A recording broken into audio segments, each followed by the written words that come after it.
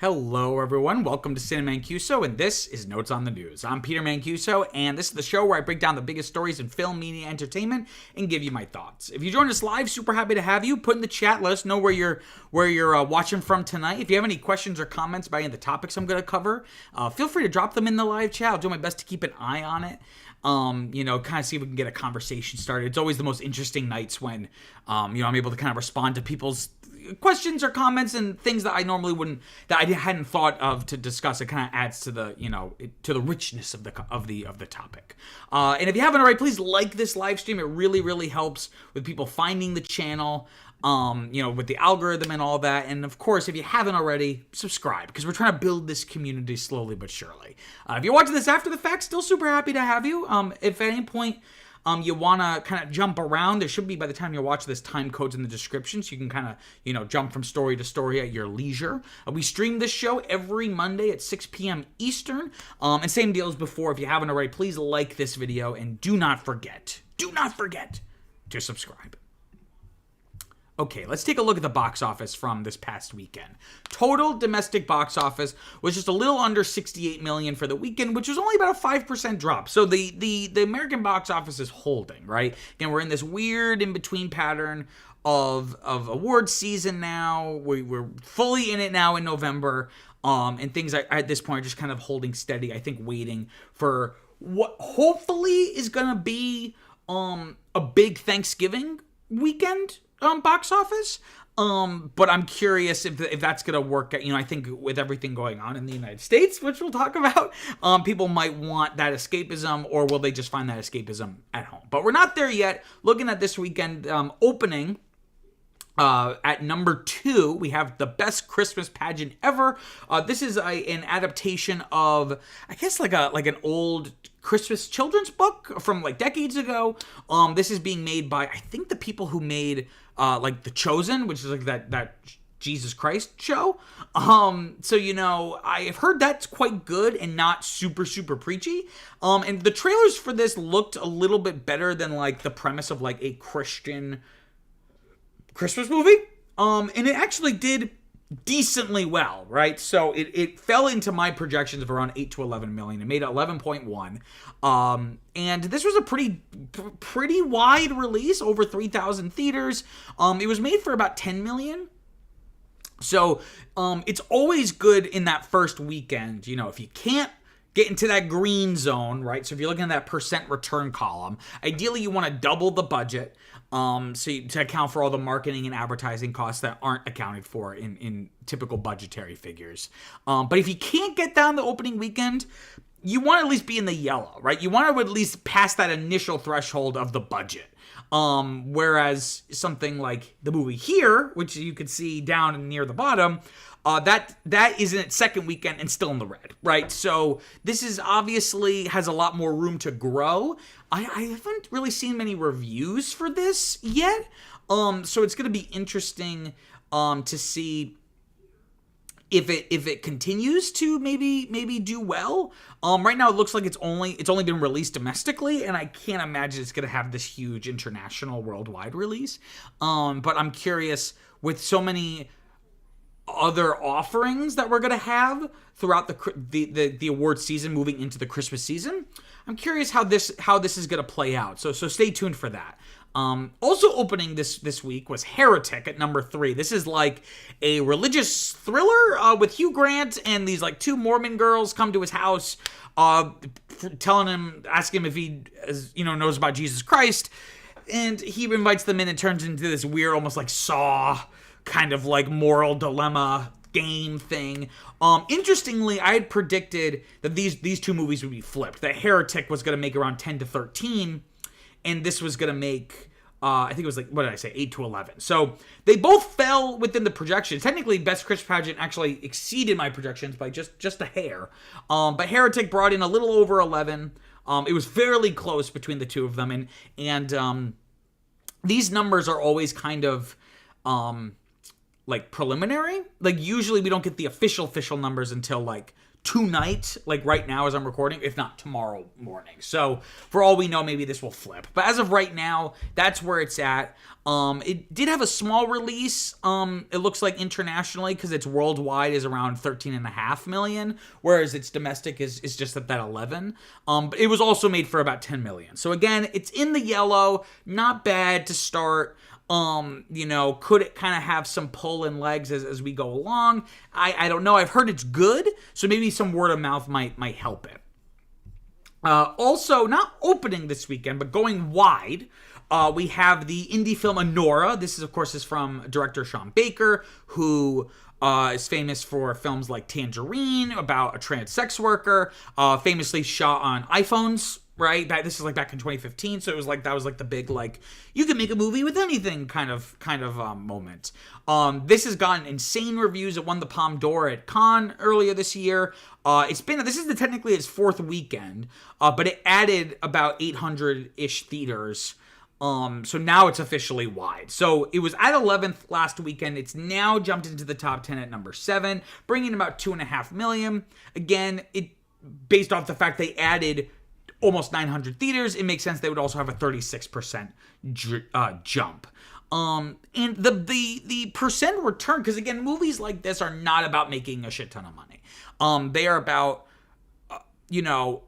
supporting art first, and if they can make the money back later, that's great, because then they have more money to support more art, right? Films like this are huge awards contenders. They get a lot of critical acclaim, and that acclaim helps with the box office. A lot of times you'll have films have a much more limited release during the award season. And then once like the Golden Globe nominations are announced, or the Oscars especially, then a film will go wide, right? Because it's like now that it has the buzz, then they'll release it in Des Moines, Iowa, because now people are paying attention to it, right? All of that said, this has actually turned out to be semi-profitable, right? So it was only made for about $6 million. And so far worldwide, it's made about $12.5 million. So it's doubled the budget already. So, I saw it, I released my review for this last week. I thought it was a phenomenal film. I highly recommend if you can see it, if it's playing. If one of these 1,100 theaters is in your city or town or nearby, I definitely recommend you go check it out. And it'll be interesting to see, can it keep making money? Is this just kind of like a one weekend blowout? But as we move into busier times, because of course, not too long from now, we're going to have Gladiator 2, we're going to have Wicked, we're going to have Moana. But this is easily one of the best films of the year. So I hope it continues to make money. Speaking of movies that I really love and are continuing to make money, is The Wild Robot here. So it dropped from 2nd to 4th place now, but it's in its 7th weekend. Made just a little more than $6.5 million. Only a 10% drop. Right? This is something I've been talking about week after week. So if you've been following this, I'm a broken record, but for any of you who are stumbling upon this now for the first time, The Wild Robot, before it even released, they kind of signaled that this is not going to be something that we're expecting to have this giant open. We expect this to be a film that kind of has slow but steady results week after week after week. And, having been out for almost 2 months now, I think that strategy has proven successful, right? So it is made around 131 million domestically, 292 million worldwide, off of just a $78 million budget. So while not this huge, Shrek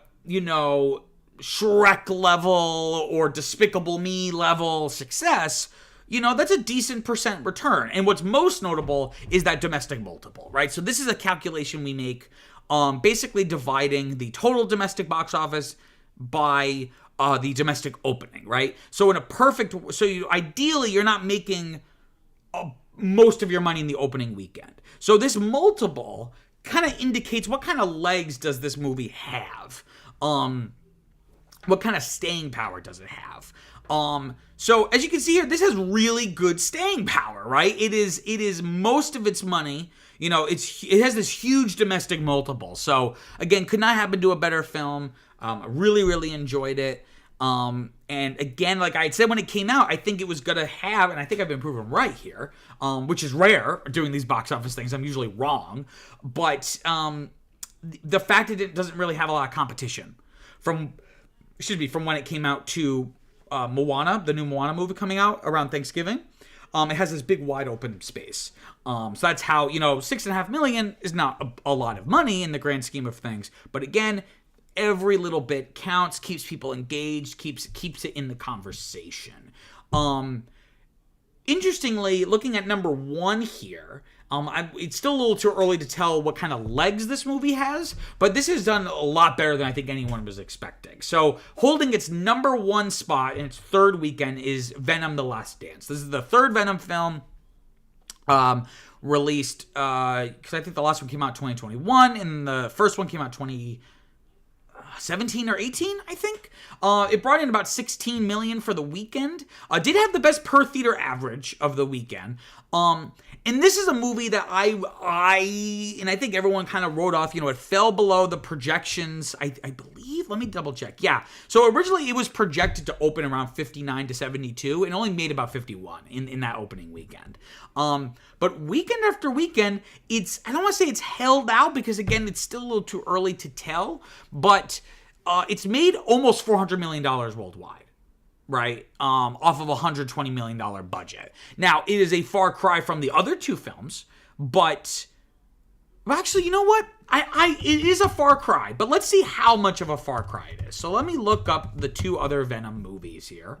So the original Venom made about $856 million worldwide in total after its full run. So we're nowhere near that. And then... Oh, not The Last Dance. That's this one. Let There Be Carnage was the second one.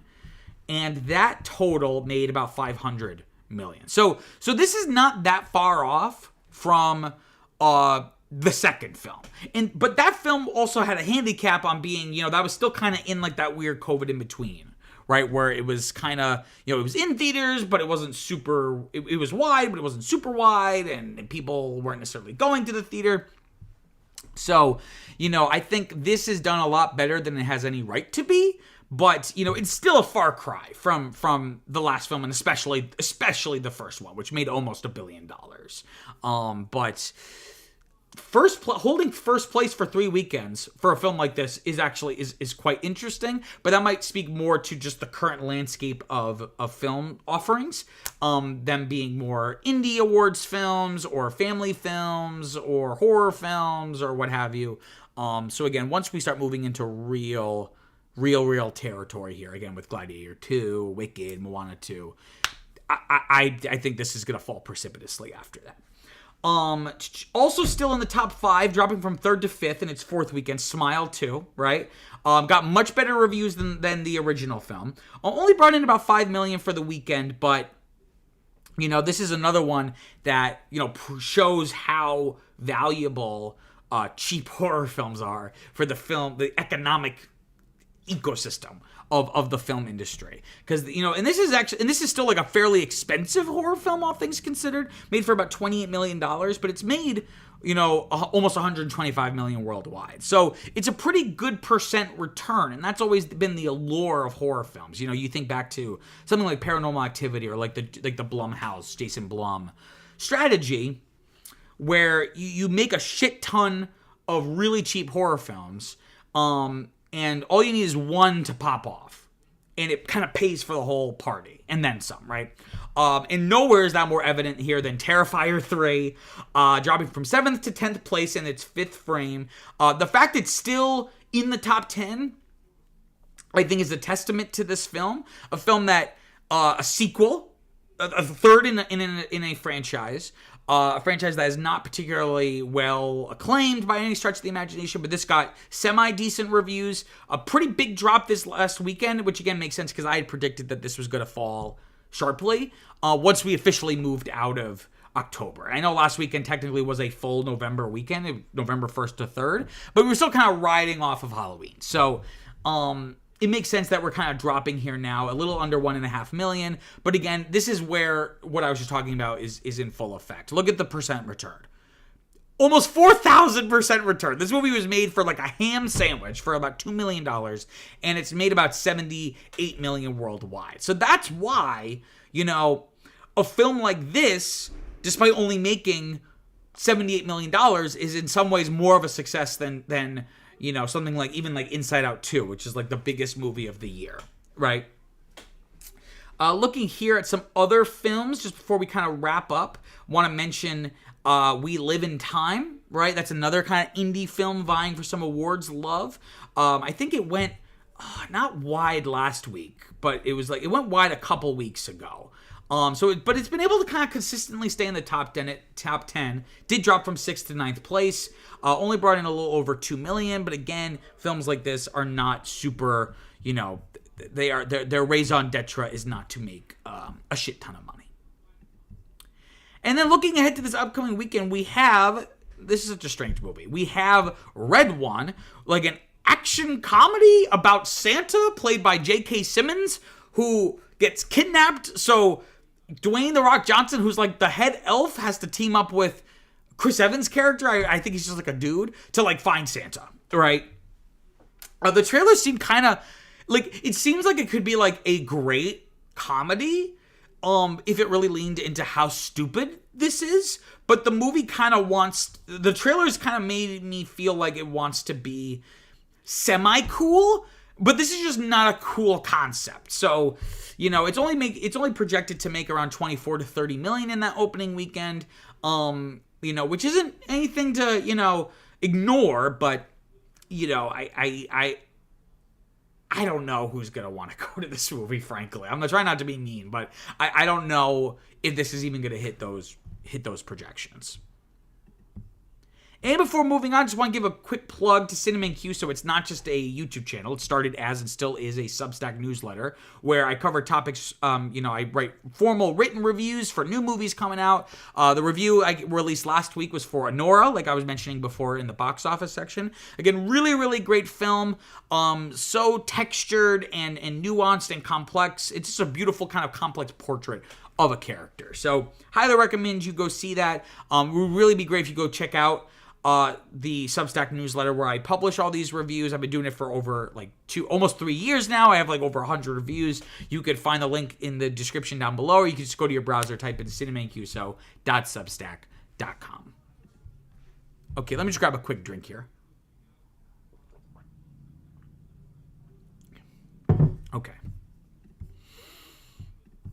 Okay, let's talk about story number 1. So, we all know this happened. Donald Trump has been reelected as president of the United States, defeating Vice President Kamala Harris. So he is the second time in American history a president will serve 2 non-consecutive terms. The first time was with Grover Cleveland. Poor Grover Cleveland, because his only claim to fame was like that little trivia bit, and now he doesn't even have that anymore. This is like the late 1800s, so like the Golden Age.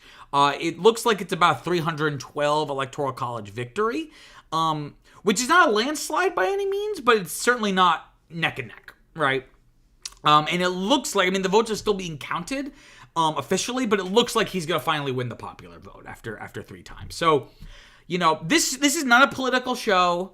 You know, I make my opinions on things very clear. I don't steer away from it, but I try to, you know, the show is about film, media, and entertainment. So that's what I really want to focus on here, is how Trump's re-election, I should say, impacts those spheres of film, media, and entertainment. But before I do, I have to get on my soapbox and kind of give you my 2 cents on this. So, you know, what this shows to me is that Trump's ascension was not an aberration. I think there was a sense that after he was defeated in 2020, that Trump was kind of, the whole Trump MAGA movement was a fluke, and the past 4 years since 2020 have just been a dying movement grasping at relevancy and vitality. That's not the case. You know, American history can more or less be broken up into major chunks based off the kind of predominant political order. You know, you could talk about like the Jacksonian era, you could talk about like the Gilded Age, all these things. You know, the New Deal era, which was then replaced by the neoliberal era with the dawn of kind of, you know, more of a return to the pre-New Deal, kind of letting the markets do what they do. And again, the thing about political order is that both parties kind of subscribe to that political order. So because the neoliberal era is inherently more conservative, conservatives of the New Deal era were in some ways more liberal than the liberals of the neoliberal era, if that's a weird way to say it. So another way to say it is someone like Nixon is actually was in some ways more liberal, at least on economics, more liberal than like Bill Clinton, right? What we're seeing now is that his reelection now signals the dawning of a new political order, right? It has been, the death of the neoliberal order of American politics has been covered to death in the past couple of years, but no one really had any idea, okay, well, what's replacing it? So what's happening now is that neoliberal politics is being replaced by economic populism. And it's not something that the shift happened a week ago. The shift happened in 2016. And it's just now that we're able, in historical hindsight, to be able to identify that this is not a fluke. This is now a wholesale change in the fabric of American politics. And both parties faced this change. Again, the changing of a political order affects all the parties. Really, I should say the two parties in the United States. And both parties faced this quote-unquote threat at the same time in 2016. But the reason why, because the Democrats had Bernie Sanders, right? But the difference between the Democrats and the Republicans is that the Republicans were in a place of weakness. They just lost 2 elections in a row. So the party was in a weakened state, which allowed someone like Trump to kind of do a hostile takeover. Whereas Bernie Sanders, as much support and energy as he was able to muster, the Democrats, the party was just in a stronger place after 8 years of Obama. But the change is inevitable. And looking at these results, this whole situation seems like less of a victory for Trump and more of a defeat for Kamala Harris. She just could not energize voters in a meaningful way. And to be fair, neither could Joe Biden, but the hatred for Trump was so strong in 2020 that he was able to mobilize voters, but just in the wrong direction, right? So ultimately this came down to, again, reflecting this shift in American politics. So I firmly believe, obviously, this is a broad blanket statement, but in this election, voters did not embrace conservative values. They embraced economic populism. Even if it's fake economic populism, it's still economic populism. So what's this going to mean? Well, I think Trump 2, if you will, the sequel, and this time it's personal, is going to be worse, right? Him and his cronies have more experience and have had more time to think about how to achieve what they want to achieve. And there's going to be less guardrails, right? Because, of course, in the original administration, there was this sense of having, like, the adults in the room, like hiring more classical, Reagan conservatives to kind of keep Trump in check.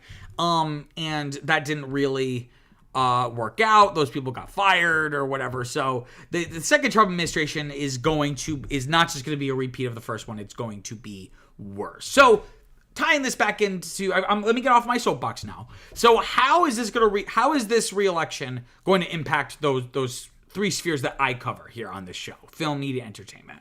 And there's a couple things I've identified, some things that a lot of people are talking about, and a couple other things that, as far as I'm aware, I'm the only one who is bringing these to mind, right? So one of the big impacts is going to be loosened regulations, right? Which is going to lead to more mergers and acquisitions of these media and entertainment companies. M&A is inevitable as industries shrink and contract. And there's no better example of a contracting industry than the media industry. And we've seen that if you've been following my channel. I mean, this feels like the year of the Paramount Skydance merger. I feel like every week for like 3 months, I was doing some kind of story about Paramount and who are they going to sell to, where are they going to merge, and all this stuff. So, but that's kind of, one of the few mergers that was really on front of mind this year, because the Biden administration, in his whole in the 4 years that he's been in office, the administration has been notably aggressive on antitrust. Really trying to enforce regulation and prevent these mega companies from getting even larger. And again, it's not just because he's the Democrat. So I'm not saying he's more aggressive than Trump. Like, he's been even more aggressive than, again, past Democratic presidents have been. So now that Trump's going to be in the White House, there's a sense that there won't be as much of an aggressive approach to dampen any potential, business combinations, right? And pictured above me here, of course, is everyone's favorite villain, David Zaslav, the CEO of, he should be the ZEO, the CEO of Warner Brothers Discovery, famously very anti-creative in terms of the way he kind of conducts himself as the CEO of a media company, famously canceling movies for a tax write-off, like finished movies that could release. They just decided, we'll just make more money in the write-off than we would by actually releasing it. Of course, he's very happy about this. And he's been talking about this for a couple of months about, hopefully whoever wins, it leads to a better regulatory environment for businesses. So he had a comment here once it was clear Trump had won the election, saying, quote, "We have an upcoming new administration. It's too early to tell, but it may offer a pace of change and an opportunity for consolidation that may be quite different. That would provide a real positive and accelerated impact on this industry that's needed," end quote. So his whole thing is that, this industry is not going to survive unless we merge. And again, that is a symptom of a contracting industry, that the only way to survive just is just become bigger and bigger and bigger. And I don't think it's just David Zaslav who thinks this, because, if you've been following the stock market since Trump was, once it was clear he had won, the stock market rose on his reelection, right? So clearly the market forces think he'll be better for the quote-unquote economy. And again, economy doesn't mean, if something's good for the economy, it doesn't mean it's good for society. It just means it's better for people already with a lot of money, right? People with capital. But nevertheless, the fact that the stock market rallied so strongly, personally, I could tell you, actually, let's take a look. I have a really bad stock portfolio. Like, I'm not particularly great at picking stocks, but that being said, my weekly return right now is like 5%, 5 or 6%, which is actually a lot for like 1 week. So, it seems like the economic sector is happy about this, or at least optimistic that this could lead to better results down the road. Another impact that this is going to have is a lot of companies self-censoring themselves. A lot of media companies self-censoring. So, you have all these companies and organizations that want to be treated well by this administration, or at the very least just not treated badly, or they don't want Trump to use the mechanisms of power to go after them and hurt them, right? So, of course, I did a video last week. CBS was being sued by Trump over, quote, supposedly deceptively editing Kamala Harris's 60 Minutes interview to make her seem more eloquent or put together. And also I did a story, I think it was maybe 2 weeks ago. Of course, Jeff Bezos, who's the owner of the Washington Post, killed the Kamala endorsement at the Post, presumably to, if not curry favor with Trump, then to, at the very least, just not piss him off. Because, of course, he's not really involved with Amazon as much anymore. He has Blue Origin, which is like his space rocket company. So, he wants to make sure he can preserve or potentially, garner any future lucrative government contracts, right? So Trump won't have to use the government against these companies because they're just going to be too afraid to rock the boat. If you look back at Hollywood history, if you've ever heard of like the Hays Code, this was kind of like before we had like movie ratings like G or R or PG-13. There were no ratings. The industry just decided, okay, we don't want to be regulated by the government because if that happens, we have no control over it. We're going to self-regulate. And that's why for about 25 or 30 years, you had so many kind of saccharine, very safe, morally conservative films. The government didn't have to impose rules on what kind of content could be in major motion pictures. The studios did it themselves. So that's what you're going to see here. So I'm sure companies like ABC, CBS, ABC, NBC, like all these networks, especially like the legacy ones, from like the 40s and the 50s and the 60s, they're looking at Trump's lawsuit with CBS and going, if we can avoid that, that would be great, right? We don't want to have the president of the United States against us, right? Of course, he's already against a lot of these networks because they're more quote-unquote liberal, but in terms of, like, again, weaponizing the machinations of power, right? And of course, you still have individuals that will be firebrands, right? Speaking out, either using their media platform or just, like, outside of it. But the overall industry, I think, is gonna be a lot more cautious and silent. Again, like I said before, because Trump, him and his team know what they're doing now, or at least know a little bit more. Whereas the original administration, it was just so chaotic that I don't think they couldn't really go after anyone really effectively. Whereas now they might have the framework in place to be able to do that. Another impact this is going to have is, again, those legacy media companies are going to struggle. And by legacy, I'm talking even just like basically any traditional television network. So even cable ones like CNN or Fox or MSNBC. You know, and it's interesting because in 2016 when Trump was elected, liberal networks and publications, well, really all news publications, but particularly things like CNN or like the New York Times, they soared. They did so well due to the anti-Trump rhetoric, because that's what they wanted to say and that's what people wanted to read, right?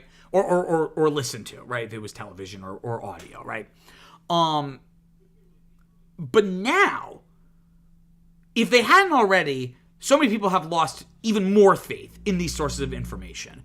Because now the liberal media, and again, I'm not conservative. I am very, very, very far to the left. So to me, the Democrats are conservative. So let me just say that now.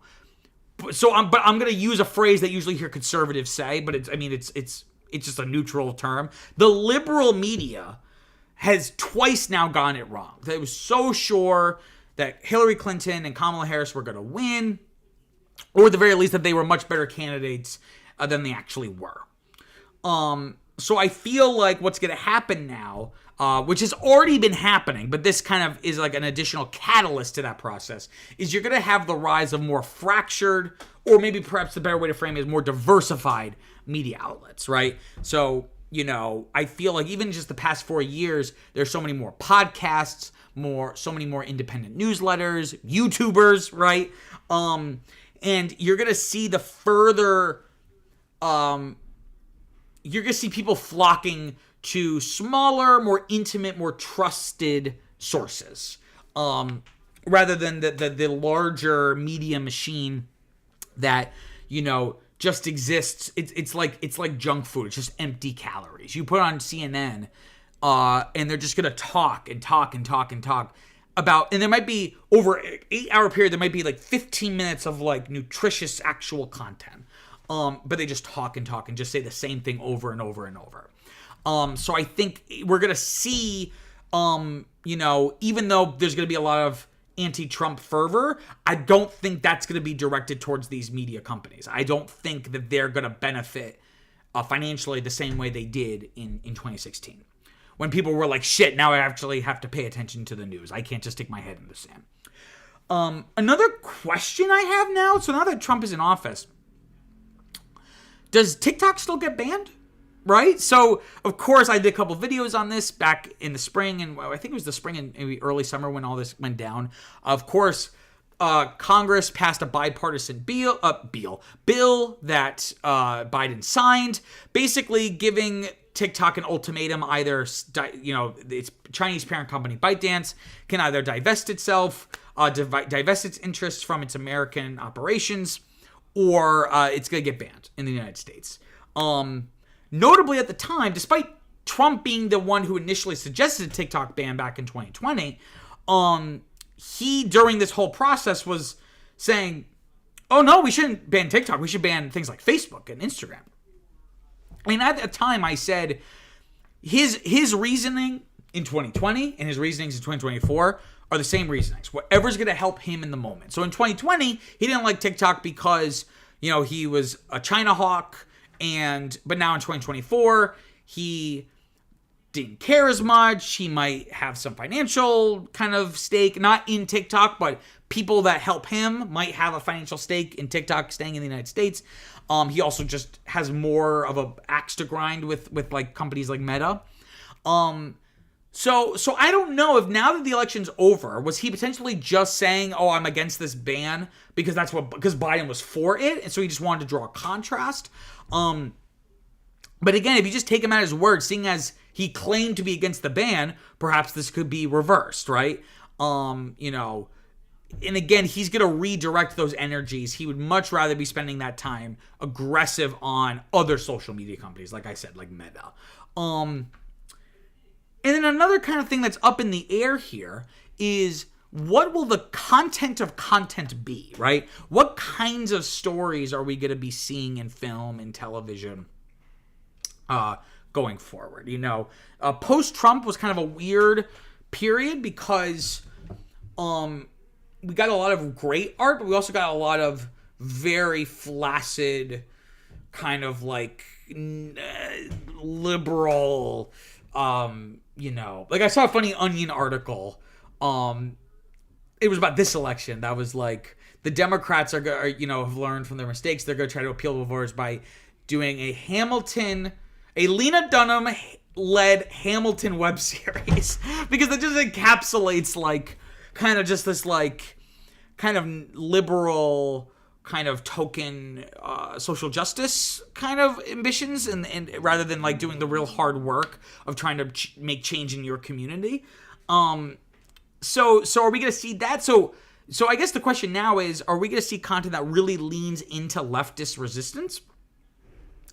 Like, screw civility, like when they go low, we go high. Are we going to see some real firebrand content? Or are these larger media companies going to read this election as not an embrace of economic populism, but as an embrace of conservative values? So is the content going to become more conservative? Or at the very least, not as willing to explore social topics, right? But the only thing we know for sure is that there's going to be a major focus once again on the Trump spectacle, right? There's a reason he was a reality star for over a decade on NBC with The Apprentice. That first administration, it just felt like every single day there was some kind of drama or funny, weird thing happening. And again, it ties back to my original question or concern or comment or whatever you want to call it. Will this administration be as chaotic as the first? It still remains to be seen. I don't know if it would be better or worse if they have their shit together, because if they have their shit together, that means that they can, they might be more effective at doing the awful shit they want to do. So I don't know, but in any case, this is the world we live in. I am not a political pundit. I'm just I'm a media personality, if you could even call it that. Okay, let me grab a quick drink here.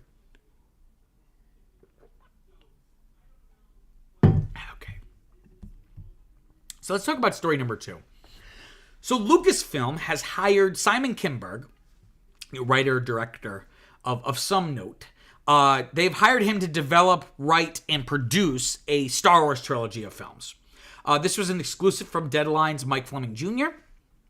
Mr. Fleming, says that he had heard that this would be episodes 10, 11, and 12. That this would be like the next trilogy in the Star Wars franchise. But many other sources have disputed this. Other sources have been saying that this would be a distinct trilogy that would not continue the story forward. So there's a little bit of discrepancy on that. This, as far as I'm aware, this still has not been officially confirmed, but it's in the trades at this point. So this would be really weird if this is just like a rumor run amok. And I've done a video on this channel not too long ago about Disney and Star Wars and the kind of trajectory that it's had, but just to kind of briefly do an overview here. So, of course, Disney bought Lucasfilm and thus Star Wars in 2012. And since then, because it's been about over a decade now, almost a decade and a half, several projects have been made. There's the core sequel trilogy, as well as 2 spin-off films. So there's only been 5 theatrical films.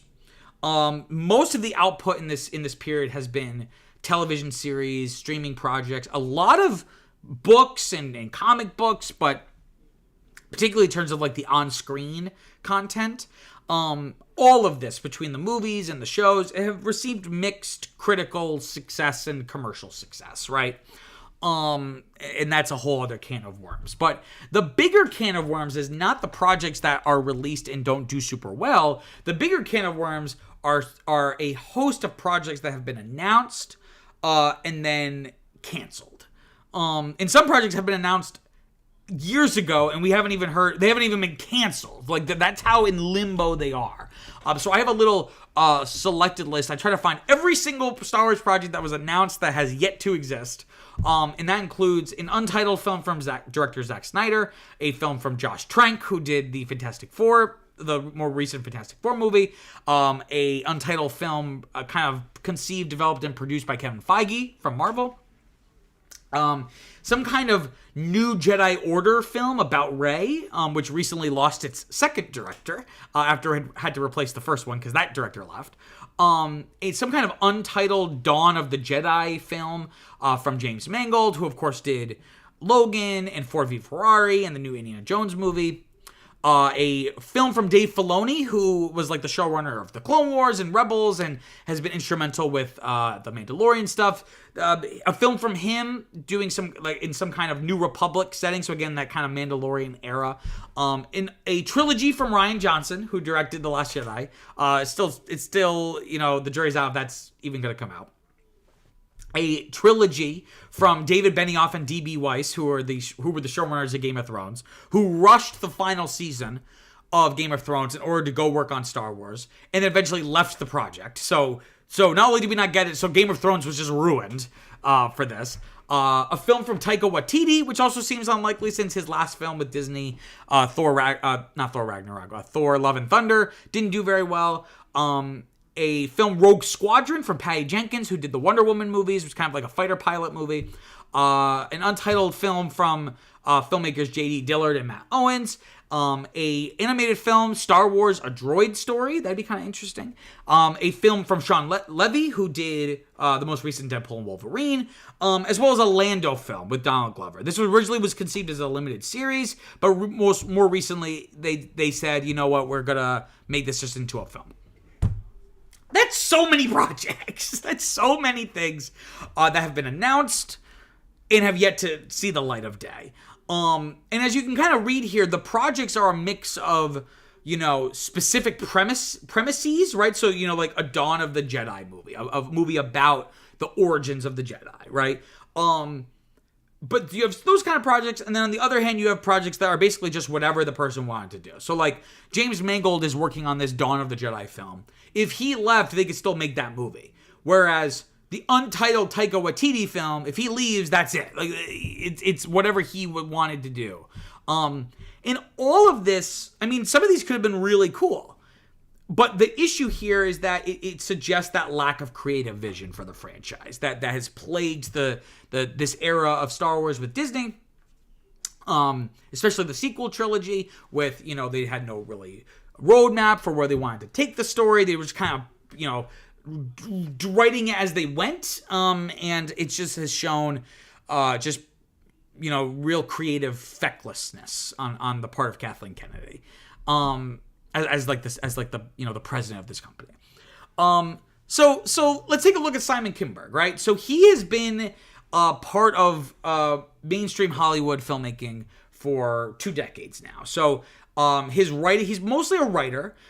His writing credits include, but are not limited to, Triple X, State of the Union, so like the sequel to the original Triple X film with Vin Diesel, Mr. and Mrs. Smith, X-Men: The Last Stand, Jumper, the Robert Downey Jr. Sherlock Holmes, X-Men: Days of Future Past, Fantastic Four, X-Men: Apocalypse, and Dark Phoenix, which was his directorial debut. Some would say that's one of the worst, if not, one of, if not the worst X-Men film, was Dark Phoenix.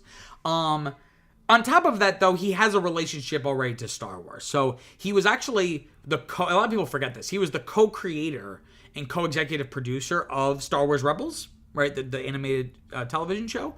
And he was also briefly a creative consultant on The Force Awakens for Episode 7. So he's already kind of been involved on some level.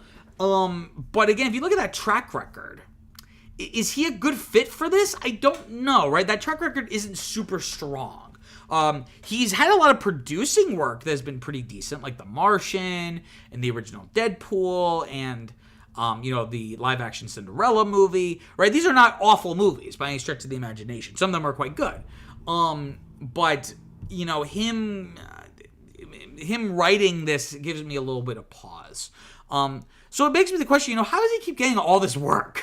Especially with these huge, like, high-stakes franchises and properties. I thought he must have some friends in high places. And doing a little bit of research, that seems to be the case. So Variety's Adam B. Vary published an article titled, "Why Lucasfilm Entrusted Simon Kinberg to Pilot the Next Star Wars Movies." And he has this little bit here kind of explaining his relationship to the industry. So in the article, Adam B. Vary, the author, says, quote, "According to multiple industry sources, Kinberg is seen on one level as a sensible and safe choice. His films as a screenwriter have grossed more than $3.3 billion worldwide. He's said to understand how to talk to film executives about franchise filmmaking in a way that allays their concerns about creative decisions affecting the costly bottom line for these kinds of projects," end quote. Again, so much of Hollywood is being able to work the room, right? It's not a meritocracy. So it seems like this was my assumption, and it seems like it's basically confirmed by these multiple industry sources that Kinberg is able to make executives think he's going to be really good for this, even though that's not necessarily always the case. And maybe some of this is kind of a mea culpa on Disney's part, because of course Dark Phoenix was, not to say the film would have been very good, but that film kind of got buried during like the 20th Century Fox Disney merger or acquisition, I should say. So maybe they're kind of just like, okay, we're sorry, your big directorial debut didn't do very well, partially because we didn't really market it very well because we didn't give a shit because we didn't commission this movie. But it seems like more just he's able to kind of work that room. And the article here also notes the relationship he already has with Lucasfilm creative executive Carrie Beck, as well as the chief creative officer Dave Filoni, from working on Rebels, right? So he's already, again, has those relationships that, prove to be very beneficial. And, sometimes, even if you're not a good writer, it doesn't mean you don't have good story instincts, right? So maybe there's some room here with, working with him. Something could turn out really well, right?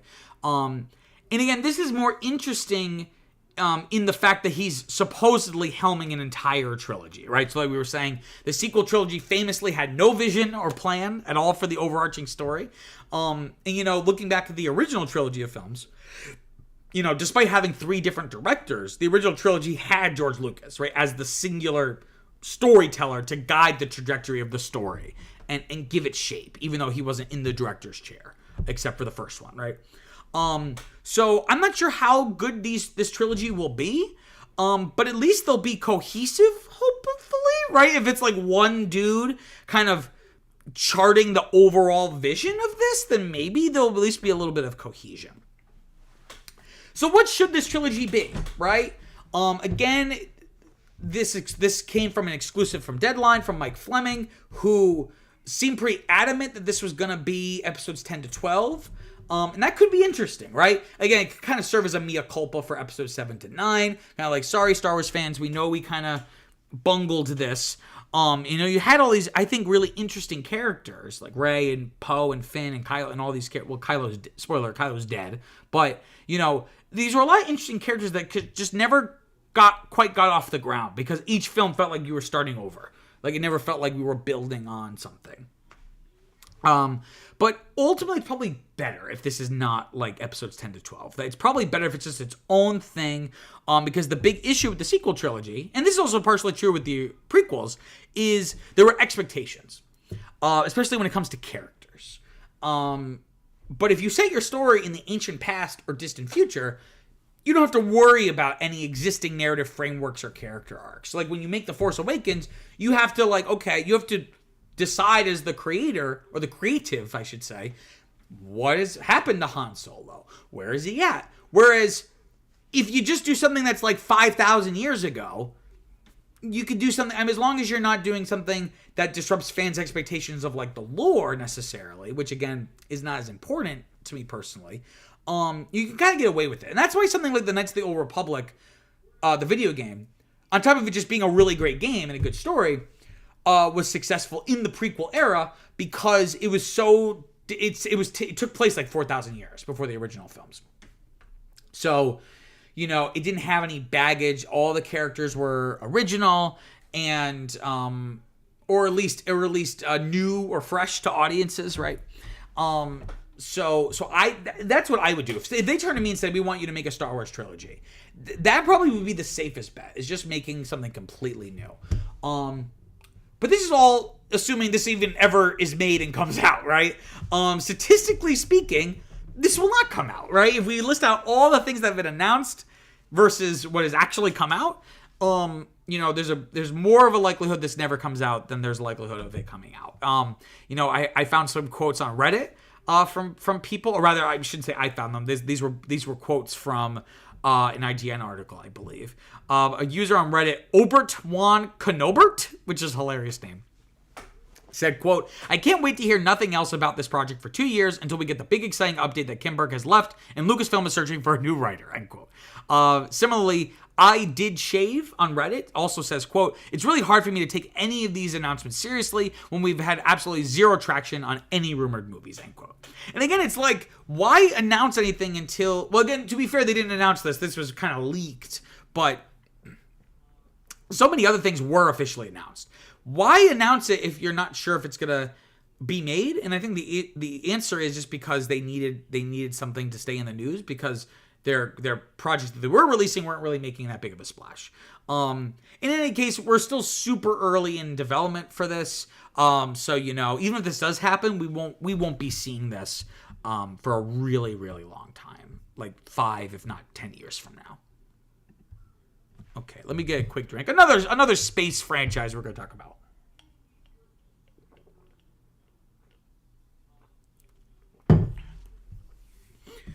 Okay.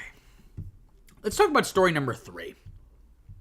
So a Mass Effect TV series is officially in development at Amazon MGM Studios. It's going to be written and executive produced by Daniel Casey, who co-wrote one of the newer Fast and Furious movies. I think it's the one that came out in COVID, F9.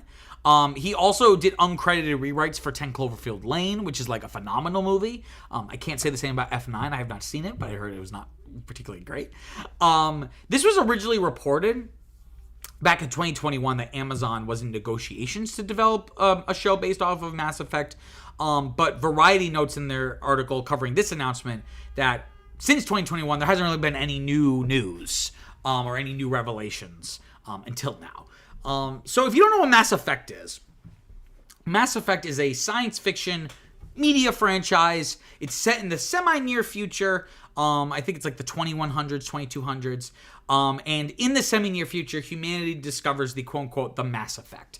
Basically, this is a technological discovery where it's the ability to manipulate mass and gravity to achieve faster than light travel and other advanced technologies, right? So, of course, that opens the door for space travel and encountering different planets and aliens and stuff. They come into contact with these other sentient alien races. They're already spacefaring, and they're usually more advanced than the humans. A couple wars happen, but eventually peace is achieved, and humans join what's called like the quote-unquote the Council. This franchise is primarily anchored around a series of action RPG video games. They were created by BioWare, which is a very acclaimed game studio who made a lot of very seminal RPGs in like the 90s and 2000s, including Baldur's Gate 2, Neverwinter Nights, Knights of the Old Republic, like the Star Wars game, and Jade Empire. And a lot of people say of those games, the closest to Mass Effect is like Knights of the Old Republic. You know, a space adventure, role-playing, building your character, all that stuff. The first Mass Effect game came out in 2007, and it follows Commander Shepard, who can either be a man or a woman, right? You can choose what the gender will be. But whatever their gender, they canonically are made the first human Spectre by the Council. And a Spectre is like basically like a space cop who has full immunity to do whatever they want. It's like a partial acronym that means Special Tactics and Reconnaissance. Wikipedia says the role is, quote, an elite agent with associated authority and impunity. And, they have their adventures. This became a trilogy of games. So the second one came out in 2010. Third one came out a couple years later in 2012. There was a continuation, a new game that was set hundreds of years after the original trilogy called Mass Effect Andromeda that was released in 2017. It was not received particularly well. But the main draw of Mass Effect is the whole game is built around role-playing and decision-making, right? So, you encounter scenarios, you'll have like a dialogue options, you can choose what you want to say or what you want to do in certain situations. The game's famous for its, morality system, multiple endings, different characters either living or dying based on your choices. And notably, and what was really cool at the time, decisions you made in the first game do the technology of video games, because by the 2010s, we had save data, right? Your decisions would carry over to the next game. So when you would boot up Mass Effect 2, it would like read your save file for Mass Effect 1 to determine what decisions you had made. So if a character died in your original playthrough, they're not going to suddenly show up alive in Mass Effect 2. So it was this really exciting game that really leaned into the medium of the interactive medium that is video games, right? That decision making was so key. Of course, the franchise has plenty of other media, nothing huge. There's been some novels and comics. I think there was like an anime film that came out like in the past 5 or 10 years, I think. But the main thing are the games, right? And this is an interesting announcement, right? Because video game adaptations have struggled all their life, ever since the first game was the first movie based off of a game came out. Films have almost universally been a disaster. Sometimes not only being just disappointing adaptations of games, but often being credited as some of the worst films ever made. The only bright spots have been recent with something like Sonic and Mario. But even those films are just like, okay, we're not getting like the Citizen Kane of video game adaptations, right? Television has had some more success, but not always. It really depends on the franchise and who's making it and how well it's made.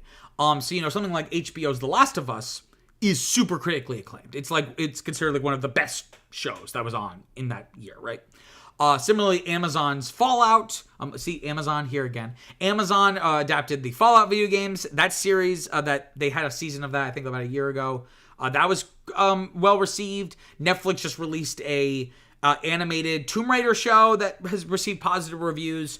But then by contrast, you have things like Paramount Plus's Halo show, which I did not watch, but from my understanding was mediocre, and it was subsequently canceled after, I think it got at least 2 seasons. I think it made it to season 2, but it was not, it just wasn't very good. And nevertheless, though, the few successes that have been achieved have inspired more attempts, that it's like, oh, it's worth it. We should really try this. Notably, Amazon has Fallout, the show Fallout. It's currently also developing a show surrounding the God of War franchise. So Amazon's really leaning into video game adaptations as TV series. But here's the question. Should this be made?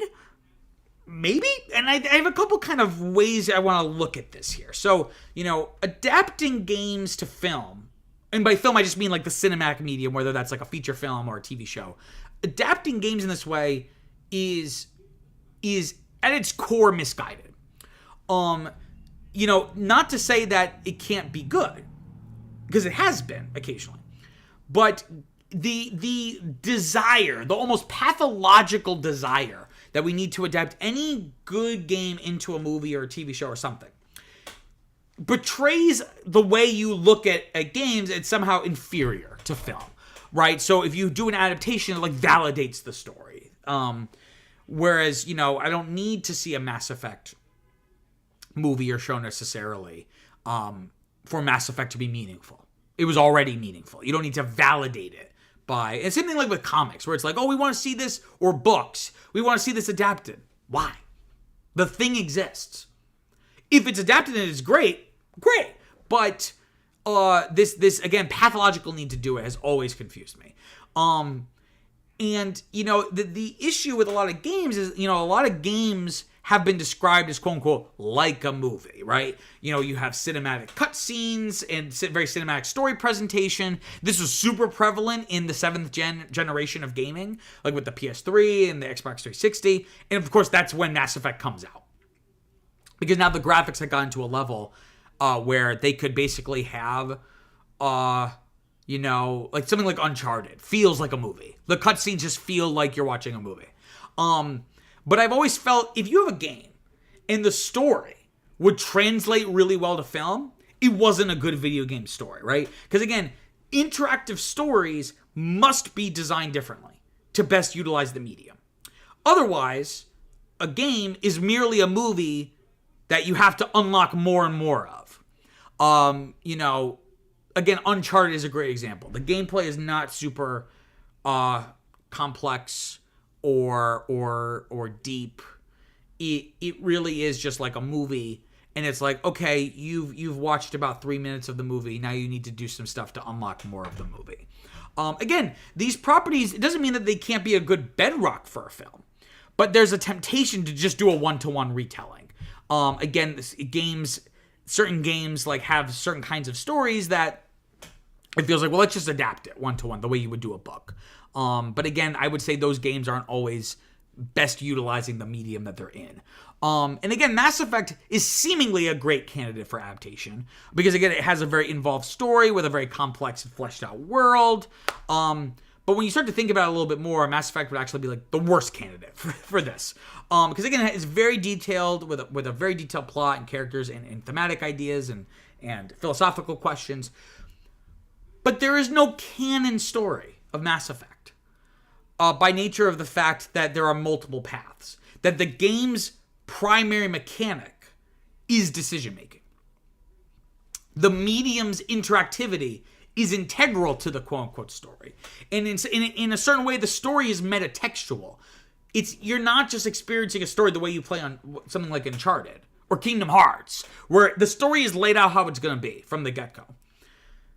Whereas with something like Mass Effect, your engagement with the story adds to the thematic ideas because the story thematically is about choice and consequence.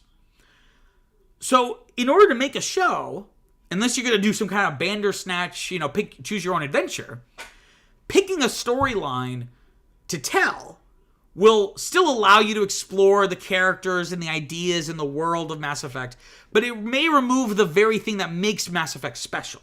It is in its interactive presentation that gives the series an identity outside of being a fairly generic science fiction premise, right?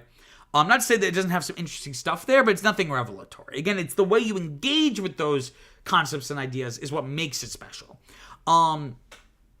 So, you know, if you just pick one storyline for Shepard, it's like you're kind of dictating what Mass Effect is or what it should be. And the whole point is that it's kind of up. Each of us lives a life, and we have to make choices. Though maybe this is you know, I'm worrying for nothing. Perhaps they will tell a wholly original story unrelated to Commander Shepard in the events of the first 3 games. It could be something, you know, 100 years before, 100 years after. We don't know. But again, if history tells us anything, their instinct is going to be just do a one-to-one retelling. And I just think, again, I'm sure it would be good, even especially if you get good writers and good actors, but at that point, you're kind of losing the essence of what made the original special. Okay, let me grab a quick drink here. Okay. Let's talk about story number 4. So Nintendo has... a big sigh of relief. Nintendo has confirmed that the successor to the Switch will be backwards compatible with its predecessor's games. It's unclear if this is going to include physical games as well or just like your digital library. But Nintendo, you know, has noted, quote, more software has been played on Nintendo Switch than any other Nintendo hardware, end quote. So I think they're aware of how many games people have for their Switch and don't necessarily want to piss those people off. So if you're not sure what I'm talking about, what is backwards compatibility? Well, I'm glad you asked. So this is a concept, you know, wholly unique to gaming. It's one of the annoying quirks of video gaming. So the idea of backwards compatibility is It's the ability to play older games for older systems on newer systems, on new hardware. It's a quirk of video game hardware, unlike other media formats. All CD players play all CDs. All DVD players play all DVDs. Not every video game console plays all games, right? Because the software is designed in a certain way, the hardware is designed in a certain way to best utilize each other. So you can't really have this kind of omni console. I guess you do. It's called a PC, right? You could do. There's plenty of games. The PC has so many games that you can play of all different kinds. But in terms of home consoles, they're basically walled off gardens, right? And when I'm talking about backwards compatibility, we're not talking about re-releases. We're only talking about being able to play your previously purchased games library, either physical or digital, on a newer system. And historically, companies have not been good at this. It's a really good way, a way to make more money is to resell a game that you already sold someone, especially if you have little to no improvements, right? Because the ROI is phenomenal. It's like, we're just going to take this game, re-release it, call it Legacy Edition or something corporate-y, do nothing to really improve the game in terms of resolution or frame rate or anything like that. And, Nintendo is no stranger to this, right? So Polygon notes Nintendo made a killing on reselling Wii U games since that console had such low sales. So, they were able to re-release a bunch of these Wii U exclusive games and make like a shit ton of money. And it seemed like the industry was starting to ditch backwards compatibility. I remember, Sony with the PS2 was backwards compatible. Early versions of the PS3 were backwards compatible, and eventually got rid of PS2 backwards compatibility. PS4 was not backwards compatible with the PS3. Now at the PS5, you can play PS4 games. So we're starting to come back to it. Microsoft has always been really good with this. They've always been the gold standard on this. They can, on Xbox, you can play a wide library of Xbox games, going all the way back to the beginning. It's not full backwards compatibility. It's like certain games, but usually any game you really, really you would want to play in 2024, you should be able to I have a copy of Knights of the Old Republic on Xbox, a physical copy from the Xbox, and I could pop it into my Xbox Series X and play it super easily. So but the industry has been really bad with this on the whole, and Nintendo has had a very spotty record on this. So in terms of their home consoles, they have had 7 home consoles thus far. You have the Nintendo Entertainment System, or the NES, in 1985, the Super Nintendo Entertainment System, or the SNES, as people say, that was in 1991. Then Nintendo 64, the N64 in 1996, GameCube in 2001, Wii in 2006, Wii U in 2012, and then the Switch in 2017. The first 3 consoles I mentioned, the NES, the SNES, the N64, they were all cartridge-based, and they were all different kinds of cartridges, so there was no backwards compatibility. The next 3 consoles, the GameCube, the Wii, and the Wii U, were disc-based. So, of course, the GameCube could not play N64 cartridges, but the Wii could play GameCube games, and the Wii U could play Wii games. So, while not full backwards compatibility, ideally you could put in GameCube games into your Wii U, it's something, right? But then with the Switch, they switched back to cartridges. So now you couldn't play any old games because now the cartridges were like really, really small, whereas like N64 cartridges were like this big. But not only could you not play physical games, by the era of the Wii, people had digital libraries. You couldn't even import your digital library.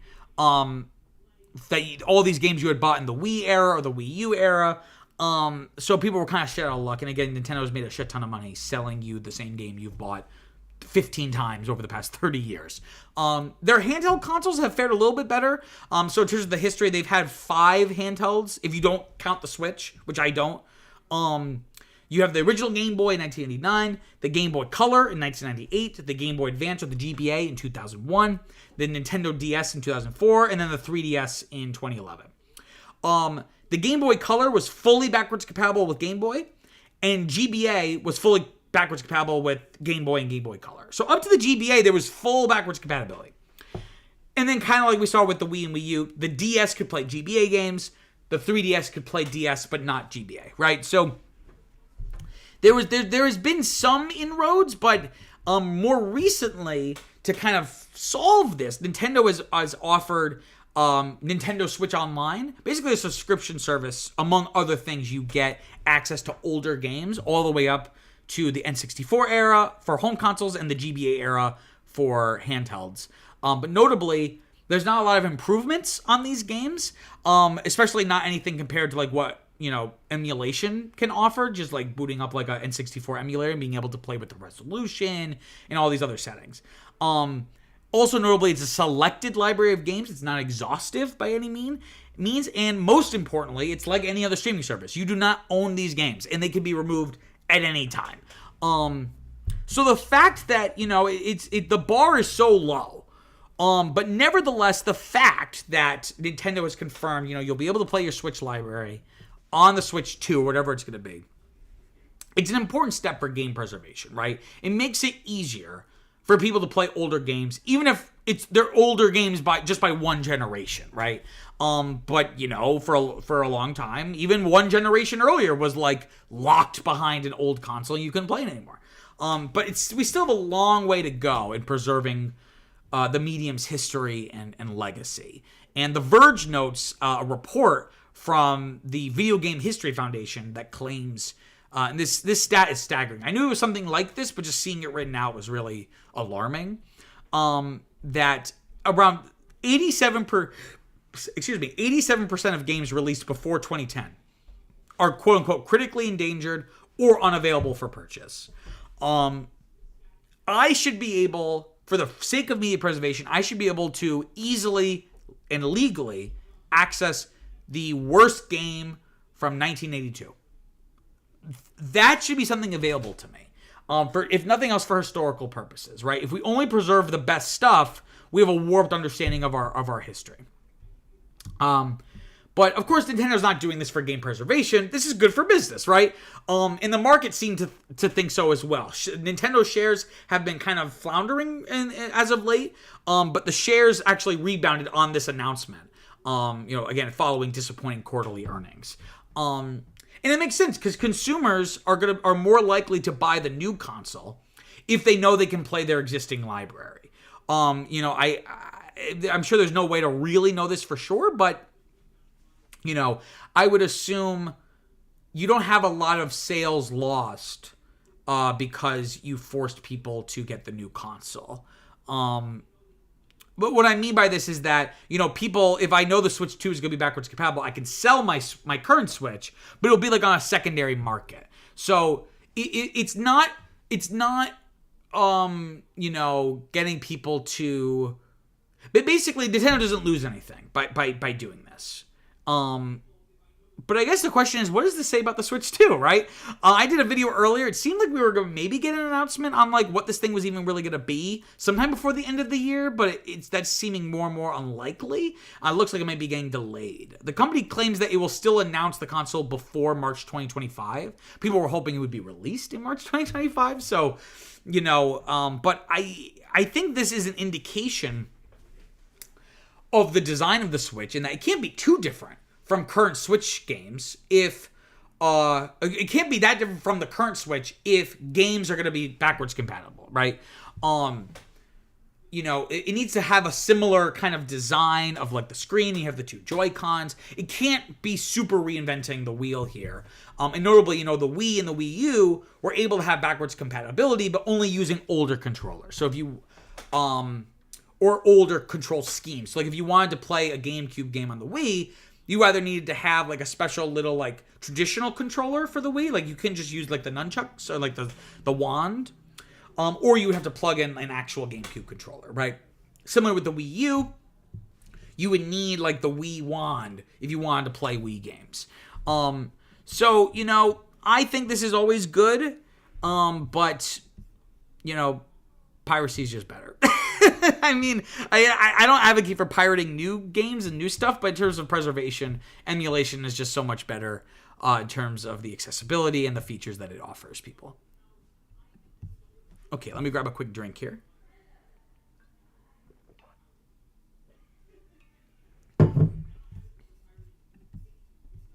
Okay, let's talk about story number 5 here. So Mubi, the streaming platform, kind of more the art house, kind of like Criterion, the Criterion channel, they have canceled their annual Mubi Fest Istanbul, a film festival they hold in Turkey. They have canceled the festival mere hours before its opening night screening.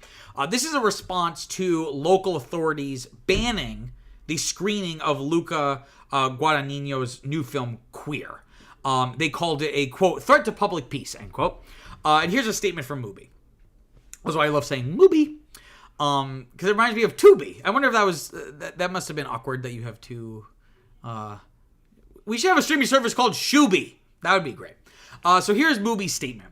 Quote, hours before the opening of Mubi Fest Istanbul 2024, which we have been meticulously planning for months and which was announced a few weeks ago and sold out days ago, we were informed that the screening of Queer, the festival's opening film, has been banned by a decision of the, I'm not going to be able to pronounce this, Kadıköy District Governorate of Istanbul. The decision states that the film is prohibited on the grounds that it contains provocative content that could endanger public peace, with the ban being imposed for security reasons. We believe this ban is a direct restriction on art and freedom of expression. Festivals are spaces that celebrate art, cultural diversity, and community, bringing people together. This ban not only targets a single film, but also undermines the very essence and purpose of the festival. For this reason, Mubi has decided to take the position that our audience expects from us. It is with deep regret that we inform you of our decision to cancel the entire Mubi Fest Istanbul. We would like to extend our heartfelt thanks to all the artists, audiences, and supporters who are eager to be part of the festival. We truly appreciate your understanding and solidarity. We know you are as saddened by the situation as we are. We will continue to advocate for the protection of freedom of expression and artistic integrity. Information regarding ticket refunds will be provided at a later date, end quote.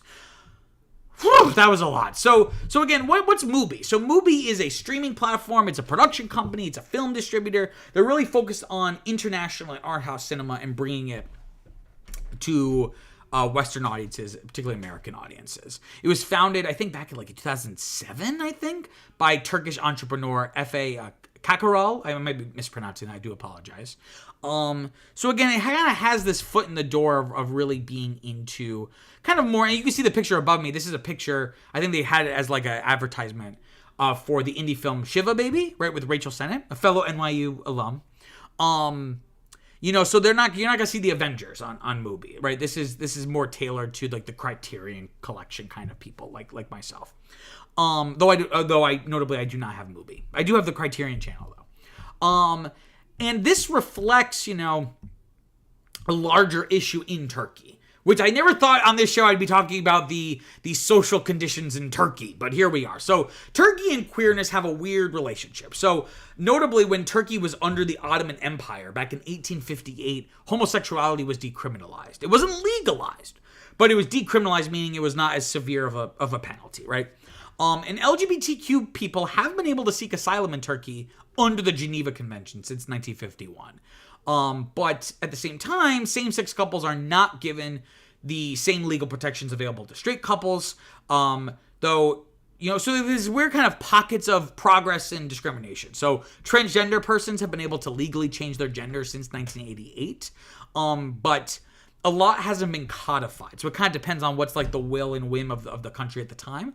You know, legislation protecting the community from discrimination has been debated legally, but it has never been officially legislated. There are no laws on the books protecting people in the queer community from harassment or discrimination. And in 2013, the ILGA Europe, which is like I think that's like an acronym, but it's in another language. I think it's like the gay, lesbian, bi alliance, like whatever it is. In 2013, they ranked Turkey 37 out of 49 countries regarding the protection of LGBTQ rights. So that's already not very good. In 2024, it fell to 47th place out of 49. So basically at the bottom, only ahead of countries like Azerbaijan and, of course, everyone's favorite country, Russia. And Turkey's president, Tayyip Erdogan, referred to the queer community as, quote, deviants and perverts, end quote. Saying, quote, whoever recognizes LGBT can go and march with them. We are members of a structure that holds the institution of family solid, that strongly embraces the family institution. We will dry the roots of sneaky acts aiming to destroy our family institution by supporting perverse political, social, and individual trends, end quote. You know, it seems like it's very much out of like 1980s America. Or even now, right? We have Trump reelected. A huge part of their ads near the very end were about attacking trans kids in schools. So maybe we're not that far off. This is not like, oh, look how backwards this Eastern country is. Because we're not that much better here. And notably this year, in 2024, 15 people were detained after attending an LGBTQ plus pride parade in Istanbul that had been banned by the governor. And no reason was given for the ban. Because I don't think they want to come out and say we're doing it because we're against this, right? The film in question here is, again, called Queer. It's a new film from Luca Guadagnino. Of course, has been on the scene for a while, but most notably, his most recent films over the past decade, like Call Me By Your Name, Suspiria, Bones and All, Challengers from this year, which is like one of the best films of the year. This is based on a 1985 novella of the same name. And here's like the little letterbox blurb, just to give you an idea of like what this movie's about. Quote, in 1950s Mexico City, William Lee, an American expat in his late 40s, leads a solitary life amidst a small American community. However, the arrival in town of Eugene Allerton, a young student, stirs William into finally establishing a meaningful connection with someone, end quote. And of course, stars Daniel Craig in that lead role of William Lee. It premiered at the 81st Venice International Film Festival this past September. It got a 9-minute standing ovation. But if you know anything about film festivals, there's always super long standing ovations, even for films that suck, so that doesn't really mean much. And right now it has a 78% on Rotten Tomatoes. And the critical consensus reads, quote, a phantasmagorical distillation of William S. Burroughs' preoccupations, I think that's like the author of the novella, that's by turns meandering and vital. Queer marks one of Daniel Craig's most sterling performances yet, end quote. So it seems like it's like pretty good. That's the kind of the word on the street. And it's scheduled for a limited release by A24 at the end of this month of November. But this whole situation is just, I'm really proud of Mubi. What a strange phrase to say. I'm proud of Mubi. Because they're doing what Hollywood refuses to do, and that's to take a stand on something. And they need to take a stand against other countries' regressive cultural beliefs. And again, I'm not trying to paint this as West good and forward and progressive, and the East is backwards and patriarchal and all this stuff. That's very reductive. That's not what I'm trying to say. But some of these countries have a strong, these more reactionary cultural forces have a stronger grip on society than even we have here. Even with Donald Trump now heading back to the White House, right? And because of that, the American film industry has been very cautious and conservative. Over the past decade, you have two kind of phenomenon happening at the same time that were inevitably gonna create tension. On one hand, the international box office, the money that a film is making outside of the United States, has become more and more critical for major studios in like the past 10, 15 years. On the other hand, there's been a push, whether sincerely or as a way just to make more money, there's also been a push to diversify films in terms of their casts, their both people in front of and behind the camera, in terms of the kinds of stories we're doing, because they want to satiate marginalized communities. And they're right to do it. But their motivations are very cynical, right? It's like, I'm not against diversity in films. I think it's a much needed remedy after decades of very hetero-white media. But the studios don't care. The studios are only doing it because they think now they can make money doing it. But you can't hold those two things you hold those two things in tension, because you're releasing your movies now, especially we're talking more like the big budget blockbusters. You're releasing those in these major markets that are, again, more culturally regressive. So like China or Saudi Arabia or Turkey, right? So many times films, Disney is like the biggest offender of this, where months leading up to the movie, they'll basically queer bait and get everyone excited and go like, we're having our first gay Disney character. I feel like we've had 10 first gay Disney characters over the past decade. And they build it up, and then when you see the movie, it's like a blink and you miss it moment. And the reason for that is so that little 3-second cutaway shot can be easily edited out of releases of the film, and again, these queer-phobic countries. So by contrast, Mubi has taken a stand. Now, to be fair to Mubi, or be fair to the studios, rather, Mubi has a lot less to lose, right? I'm not saying Mubi is this highly ethical company. If they had as much money on the line as the major studios, they would probably do the same thing. But we can't talk about a counterfactual. We can only talk about what is. And they took a stand, right? Rather than just continue the festival and just remove Queer from its lineup, it canceled the entire thing. And actions like that really do speak louder than words, right? Because governments and business only understand money and power. I'm not sure how important this festival is for Istanbul, but actions like these force governments and companies to rethink their positions, right? So I'm so proud of Mubi, and I think more companies in the entertainment industry should take greater stands like this. Okay, so that wraps up the show. Just want to give a few quick plugs. This isn't my only YouTube channel. I have a sister channel called Peter Squared, where I cover topics related to film, media, entertainment in a more structured video essay format. The video I have up is called A Closer Look at Frozen, where, you guessed it, I take a closer look at the Disney film Frozen, taking a look at what went right, what went wrong, and everything in between, using these cartoon versions of myself as an older and younger cartoon version of myself. We super appreciate if you could go check that out. You can find the link in the description down below. Also want to plug the podcast I do with my fiance Viviana called Now That's What I Call a Franchise, where we pick a film franchise and we go through every single installment, the good, the bad, and the ugly. We're doing Star Wars this season. It's so much fun. This week we're going to be releasing our episode on Solo, which is going to be an interesting conversation. Our most recent episode's on The Last Jedi, which was a lot of fun. Definitely go check that out. You can find us wherever you get your podcasts. You can also find us on YouTube if that's your preferred way to podcast. You can also just find us at the description down below. And then finally, want to give another plug to Cinema QSO. It's not just a YouTube channel. It started as and still is a Substack newsletter where I write formal written reviews for new movies coming out. I've been doing it for almost 3 years now. I have over 100 reviews. It's been a lot of fun, kind of giving people my thoughts on these films and trying my hand at write more prose writing as best I can. Again, it would really help me out if you could go check that out. You can find the link in the description down below, or you can just go to your browser and type in cinemainqso.substack.com. Again, thank you all so much for watching. If you haven't already, please like this video. It really, really helps with the algorithm, with other people finding this, and subscribe because we're trying to grow this community. But until next time, peace out.